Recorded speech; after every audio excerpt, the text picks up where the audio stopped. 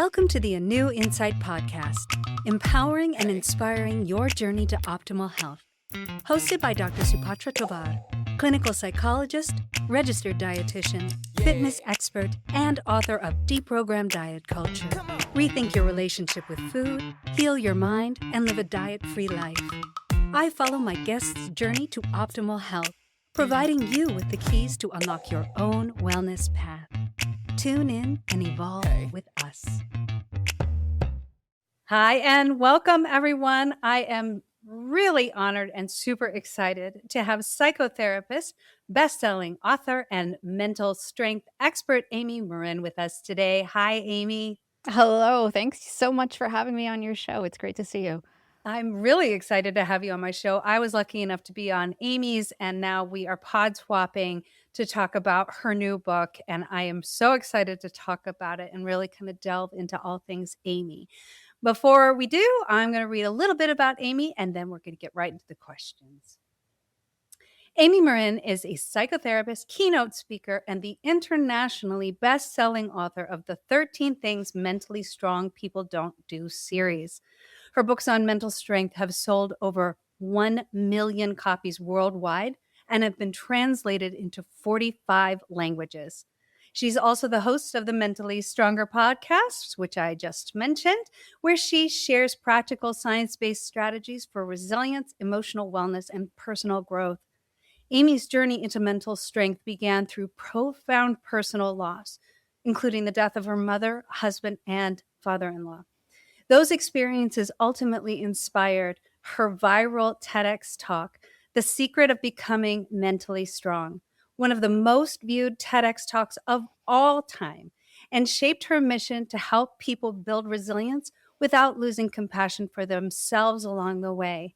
Her newest book, The Mental Strength Playbook, offers 50 practical science-based strategies designed to help people cope with stress, thrive under pressure, and build emotional resilience in everyday life and work.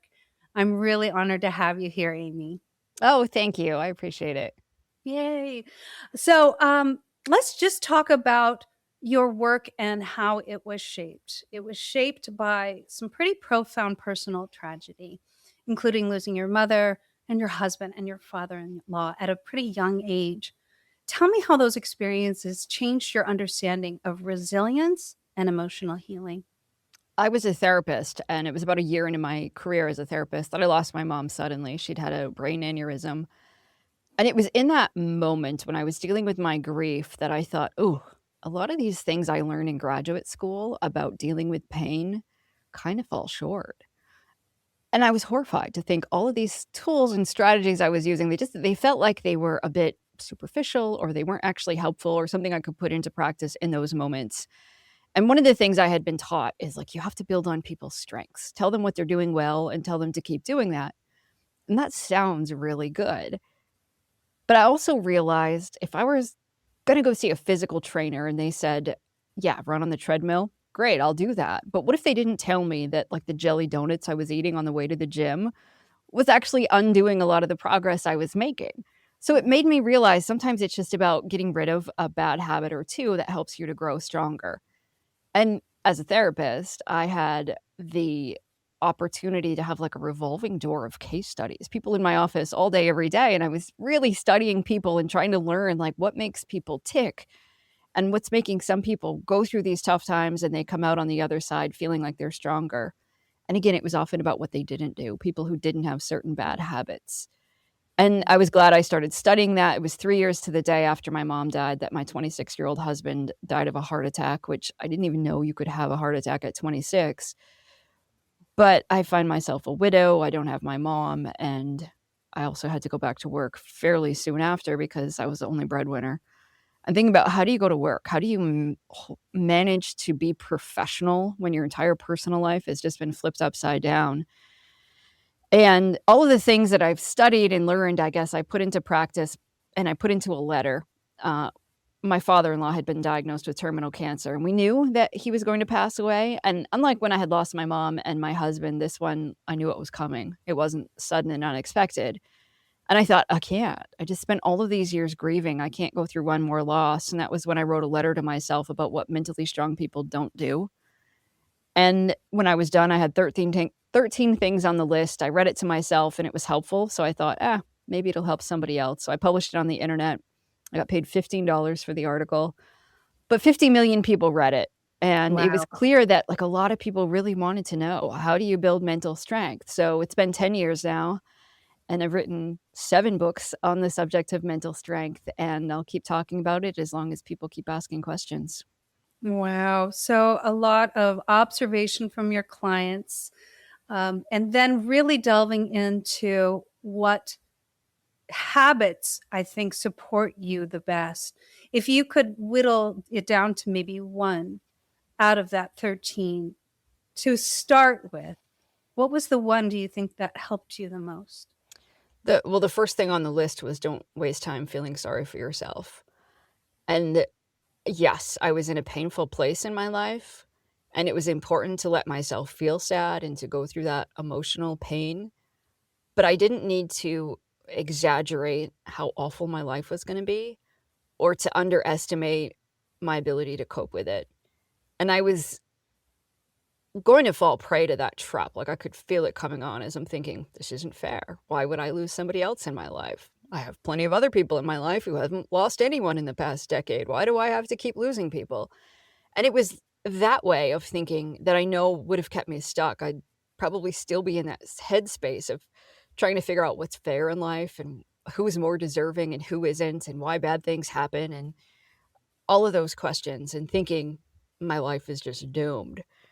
And as a therapist, I know that our way of thinking tends to become a self-fulfilling prophecy. If I came to that conclusion that said the rest of my life is probably gonna just be filled with bad luck, it's gonna be horrible and it's gonna be awful, I wouldn't have taken a chance. I wouldn't take the opportunities to do the things that would make my life better.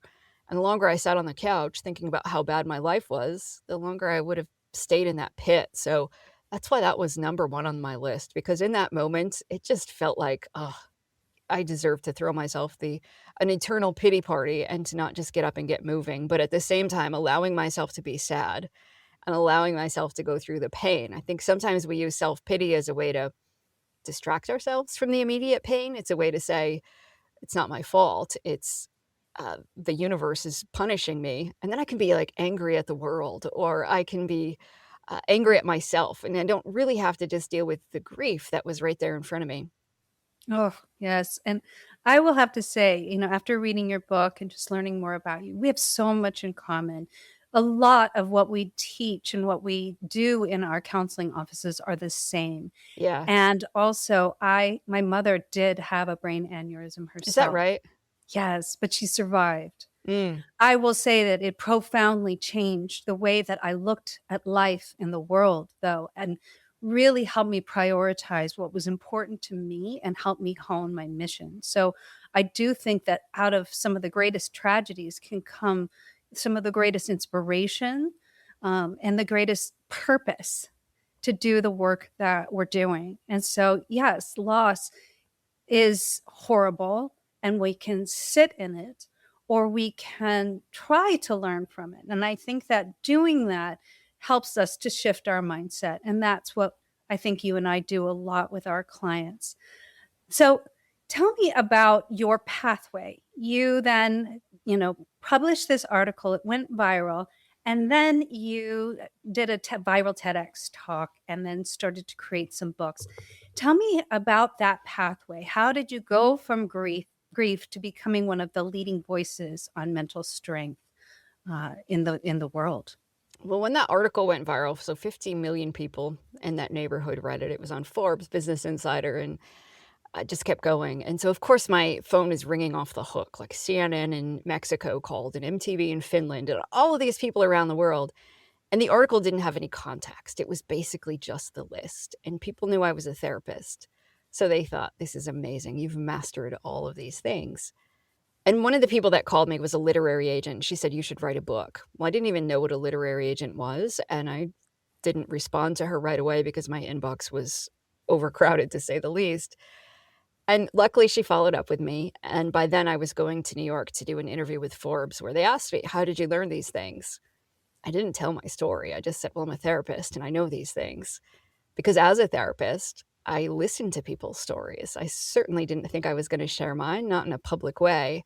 So I wasn't sure I wanted to, but when I met with a literary agent, I told her, there's a backstory. I didn't write this list from the mountaintop. I wrote it from the bottom of the valley. I actually struggle with all of these things. So I don't think I'm the right person to write the book about these things because I haven't actually mastered the list yet. To which, thankfully, she said, well, that might make it even more powerful. If you explain that you too struggle with these things and that you're a human being, people might respect it more. So did some soul searching, thought about it, and said, okay. And within about a month, we had a book deal with one of the biggest publishers in the world. The book came out the following year. And it was after the book came out that I was invited to give a TEDx talk. I was not a public speaker by any means and had no idea what I was doing, but said, okay, I'll see how this goes. And was incredibly nervous. You can hear my voice shaking through the whole thing if you watch it. And I remember stepping off stage thinking, I just sounded anything except mentally strong. And somebody said, how did it go? And I said, I hope nobody watches that. Because in my head, I'm thinking, I just sounded like somebody who's terrified. And then I'm like, wait, but that's what mental strength is doing the really scary thing. If it wasn't scary, then it wouldn't have taken much strength, but it took everything I had to get up there. And I was like, okay, well, we'll see where this goes. And much like my book, when my book came out, it sold okay, but it didn't do anything amazing. And when my TEDx talk came out, it was seen by some people, but it didn't do anything amazing. But over time, both of them, the steam kind of started picking up, and there was a snowball effect where every week that went by, my book started selling more copies. And every week that went by, more and more people were watching my TEDx talk. And it's now been viewed 25 million times. And my first book is now in 50-something languages and sold over 1.5 million copies. Because I think it's something that resonates with people all around the world. And it's something that we all need, but nobody really talks about. How do you grow mentally stronger? We talk so much about mental health and mental illness, but nobody's really talking about mental strength and what is it that you do to get through everyday life. And I'd hear so much about resilience. But for me personally, when I thought about resilience, I thought, well, that's about bouncing back when something bad happens. I don't want to just bounce back and then brace myself for the next bad thing that happens. I want to enjoy the good times too. And after repeated loss, I did feel like I was just kind of holding my breath, waiting for the next bad thing to happen. And I thought, I don't want to feel like that. Like I'm just waiting for the other shoe to drop. How do you enjoy the good times in life? And to me, that's really the difference between mental strength and resilience. It's not just about trying to survive the worst days of your life, but it's also being able to enjoy the best days of your life too. Yes. So if it's not resilience and people are really kind of even wondering, well, what the heck is mental strength? I think you could define it in so many different ways. How would you define it? Well, one way is to look at mental strength the same way we look at, say, physical strength. It's something that you do every day. You could go to the gym, you could lift weights, you become physically stronger. Doesn't guarantee you won't ever develop a physical health issue. You might still have high cholesterol or high blood pressure someday, but it helps ward off a lot of illnesses. It helps you to stay healthier, to enjoy life more, to get more longevity. Mental strength is much the same. It's those little things that you can do every day. It's about the habits that you have so that you get the most out of the good times and keeps you mentally healthier as well. Doesn't guarantee you won't ever develop something like anxiety or depression, but reduces the odds and helps you enjoy the happy times in life too, to the fullest that you can. Wow, I love that. I see it also as changing a perspective. If you look at just the simple, glass half full, glass half empty, I think a lot of people are conditioned in the world to look at things glass half empty, to look at things from a fear-based mentality. And you can see all of the social, pressures and influences to do that from our social media, diet culture, our news, doom scrolling media, looking at anything on television that has a commercial. It's all designed to make us feel less than. So would you say that the perspective of seeing yourself as whole and complete is also a part of mental strength? Absolutely, right? We know that we talk a lot about what are you feeding your body, but also it's important to look at what are you feeding your mind on a daily basis. If you spend 12 hours a day doom scrolling. Doesn't matter that you practice 10 minutes of gratitude, right? It doesn't undo it. So I think it is all about knowing, what are the habits? How am I going to fill my time? What do I put into my mind? What am I doing to take care of myself? And it's not always about saying, like, chasing the next best thing, like, oh, I go and practice gratitude because I'm not good enough as is. You can do both, right? I accept myself for who I am. And yes, I'm still working on practicing more self compassion, or I'm working on improving one area of my life, because much like physical strength, again, when it comes to mental strength, we all have room for improvement. There's all things we could work on. However, we've probably also made some pretty significant progress in certain areas of our lives. And Mhm. it's easy to overlook that, right? The Mhm. things that you could do today that you probably couldn't have done 5 years ago, it happens so slowly that we forget, gosh, I've come a long way. There's things I can do now that I couldn't do before. And I think that's why it's so important sometimes, just at the end of the day, to say, what did I do today to grow mentally stronger? Because as you say, all of that stuff in the universe that we can't control, from the news cycle to all the stuff we see on our feeds all day long, like, what can you control? You can control what you did today to grow stronger. Helps you put things back into perspective and reminds you what you have control over. Yes, and I love seeing it akin to a physical workout. You do need to do a little bit of a mental workout to undo some of the social conditioning, the negative mindset, the fear-based mindset that we're kind of conditioned into. So let's talk about the book, The Mental Strength Playbook. I love how you organize it into these categories like confidence catalysts, anxiety alleviators, dread diffusers. Tell me what inspired that framework. Well, I'd spent the last, I guess, 8 years talking about what mentally strong people don't do, right? And it turned into a series about 13 things mentally strong parents don't do, 13 things mentally strong women don't do. But a lot of people were asking about, like, what about the workplace? And what about when I'm in the office and I have a meeting in 10 minutes? Yes, it's great to not feel sorry for myself, but my anxiety is skyrocketing. I have to present, or I want to ask some important questions. I'm about to get on a sales call. I'm really nervous. Like, what do I do at my desk in that moment? So I took some of the biggest struggles that most of us face in the workplace, whether you work from home, you work for a big corporation, no matter what kind of job you have. I think most of us can relate to those sort of topics. Confidence, right? When we walk into a room, do we feel like we're confident, or do we feel like, oh, everybody else is so much more confident than I am? Or dread. Most of us dread a meeting at one point or another. We dread the spreadsheet we have to work on, or we dread having to make that phone call. And so many of those other things, like the anxiety. Of course, we all get anxiety at work. And the tools that you use at home, you can't always use in the office. So if I'm at home and there's something that I dread or I'm anxious, well, I can put it off till tomorrow, maybe next week, maybe next month if I want to. But you don't always get that luxury in the office. Your boss says, hey, this is due on Friday. It's Wednesday and you haven't started yet. What are you going to do about it? So I really wanted to write a book that said, okay, now that we've talked about what not to do, the bigger changes in your overall life to build a healthier foundation, now let's talk about exactly what can you do and what are the plays you can run right in the workplace.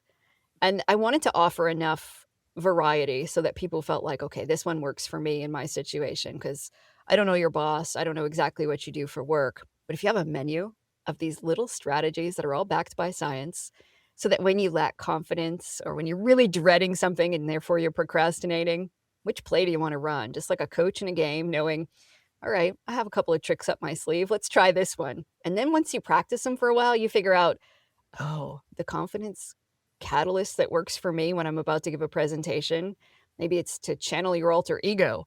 But maybe when you're making a sales phone call and you feel a little bit of self-doubt, maybe you need to do something else. Maybe in that moment you decide you're going to visit your victory vault, something else that we talk about in the book. So I think it's about practicing, knowing that you can have a whole toolbox full of tools, and you just get to practice of when you play them, which is kind of the art form. Yes, I love that they are all science-based, and they're, a lot of them based out of cognitive behavioral therapy and other interventions that are really, really helpful for helping you get, practically through the thing that you need to overcome. I luckily am my own boss, so I don't have to worry about the Sunday scaries. I actually never work Mondays. That's my admin day, and I love that. But what advice would you give? Because there are so many people who dread Monday. dread it and don't love going back into the office and just, they spend their Sundays just in agony. What advice would you give them? Yeah, you're right. The Sunday scaries are a big one, and I had it as a kid. I hated school. I can remember by like 1 o'clock on Sunday afternoon, my stomach could be churning, and I was already dreading Monday morning. And you think, "Wow, I'm going to waste half a day Sunday just worried about the week." So, a couple of plays that can work. Somebody who identifies it more as anxiety, like, "Oh, I have so much to do this week. There's so many things. I don't know if I'm going to be able to get it all done," and you're worrying. One strategy that works is create a reverse worry list, which means if you have a lot of those physical symptoms, your heart is kind of racing fast, your stomach's churning, write down a list of things that you're excited about. And it doesn't have to be just this week. Maybe you're excited about a wedding you're going to go to next summer, or you're excited about something that is going to happen on Thursday, or you're excited that you're going to watch a movie with your kids on Friday night. But write a list of those things that you're excited about, and then read it. And then you convince yourself, okay, this is excitement, not anxiety. Mm. Because we know that our bodies respond to both of those things in a very similar way, but the label you place on it matters. So if you could convince yourself, actually, I'm really excited about this week, suddenly those physical symptoms aren't so bothersome. So that's one strategy that can work for some people. Another one is if you're worried a lot about the week, like you just keep worrying, like, oh, what if that presentation doesn't go well? What if that a phone call, if I say something silly and I embarrass myself? In that case, maybe you're better off to schedule time to worry, which sounds ridiculous, but if you set aside 15 minutes and you say, I'm going to worry about everything I want, maybe a couple days this week, I'm just going to sit and worry about those things instead of letting it consume my whole Sunday, that can work. There's research that will show you can contain your worrying. And after a while, your brain is like, I don't have to keep reminding you of this meeting that you have coming up on Thursday because you're going to worry about it and make sure that you're prepared. So that's another one that can work sometimes for people if you're just I really love worried about that. it. Yeah. Yeah, I love that, and I recommend people to do a mind dump before they go to bed if they're really having trouble sleeping and they're really worried about something before. If they just write it down, get it out, that usually kind of just like closes the book on it and they're able to go to sleep. What about confidence? I relate to you. I just gave a TED talk last year. Last year? Oh, yeah. Yeah, it was last year. That's crazy. And I was so scared, just like you. My knees were shaking. You can probably, if you look really close, you can see my knees shaking in the beginning of the talk. And I think I could have really used your book beforehand. What advice do you have to give for people with, fears of public speaking? Oh, yeah, and, trust me, I've been there. It was my biggest fear for a lot of my life was to get up on stage and speak. Now I do it all the time, and it's not nearly as bad, so I can say exposure therapy really works. But, one of the things that worked for me, so one of my biggest talks ever was, like, early on, I had gotten asked to speak at this huge convention, and I didn't know anything about giving public talks. I was a social worker from rural Maine, so I'd probably spoken in front of 5 people at the most, and I go to this giant conference where the other speakers are all household names like Gary Vaynerchuk, and I thought, "Okay, I have absolutely no business getting up on the stage." And so I'm tempted to, like, start reviewing my notes, making sure I have everything memorized so I don't mess anything up, and I've got, like, 24 hours before I'm on stage, and I'm watching the other people perform, and I thought, "Well, yes, maybe I can memorize my script, but just because I have it memorized doesn't mean I'm gonna nail it." So I was like, "I'm just gonna act as if I feel confident." So I watched a couple of the other speakers, kinda got an idea of like, okay, you come out on stage and you do this and you walk over there and you look at the audience. I'm like, "Okay." So that night in my hotel room, I'm just practicing that. Like, what would I do tomorrow if I felt confident? How would I Mm. walk out on stage? What would I do? How would I deliver my lines? And, to just say, "This is what I'm gonna do," is to try to be the most confident version of myself, and fortunately, it worked. I got through that first one, but sometimes that's the thing that we need to do. So a lot of people will come into my therapy office and say, "I'd like to go back to college, but I'm not sure I can do it. Like, can you help me build up the confidence so that I feel like I can do it?" But, like, sitting on the couch isn't how any of us develop the confidence that we need to do something. You have to take the action first. And the best way to do it is to just say, "Okay, if I felt confident today, what would I do?" and then you change your behavior first, and then the feeling often follows. And that's how we build confidence, is through action. So by saying, all right, I'm going to do this thing. I don't know if I can pull it Yes. off, but I'm going to do my best. You go out there and you do it. And then suddenly you say, okay, this is going to help me build confidence. Yes, I remember at one of my rehearsals, I was so nervous. I mean, it was really bad, the shaking. And I went and I sat down and I was like, what is my problem? I'm thinking this all night. Like, why is this so scary? What if I just said F it? Right. F it. F it. And so I just kept saying that, the actual expletive in my mind. And then the next time I got up there, it was so much easier. And I think we just put so much weight, emphasis, there's so much that we put into that moment when it doesn't have to necessarily be there. We can just go up there, be ourselves. We've practiced enough. And if you just kind of let go, oftentimes it just comes out. I love that. So before we break, I really want to know about this tool, Name It to Tame It. Why is simply identifying emotions such a powerful psychological strategy? So when we feel emotional, whether we have high anxiety, we're really sad, maybe you're just incredibly embarrassed about something, your brain processes that in the emotional part of your brain.